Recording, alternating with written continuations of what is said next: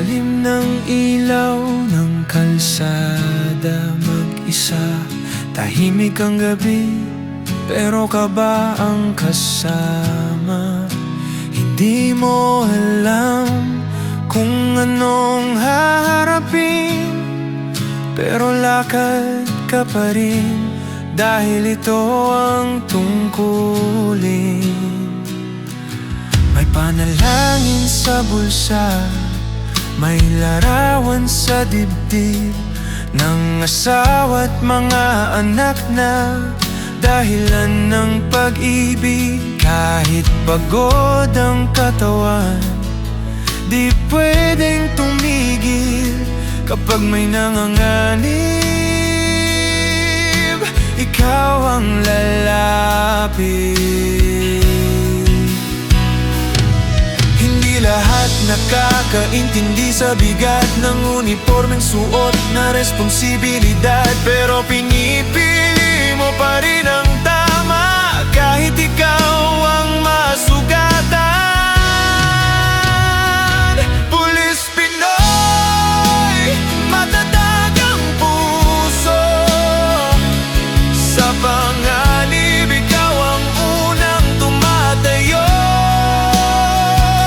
Pulis Pinoy, sa bayan ang alay, sa bawat hakbang mo may dalang tunay, to serve and protect. Yan ang panata sa gitna ng dilim, ikaw ang pag-asa.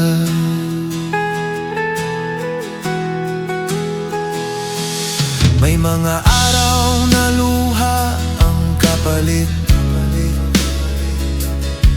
ng bawat operasyong kailangang tapusin. May mga kwentong di mo pwedeng ikwento dahil sa trabaho, tahimik ang mundo. Pero pag-uwi mo sa tahanang payapa, isang yakap lang ng anak, gumagaan na. Sa simpleng ingat ka po sa bawat umaga, doon mo kinukuha ang lakas para lumaban.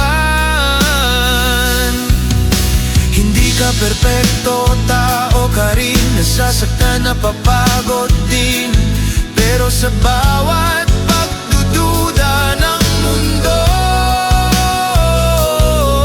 pinipili mo pa rin ang serbisyo.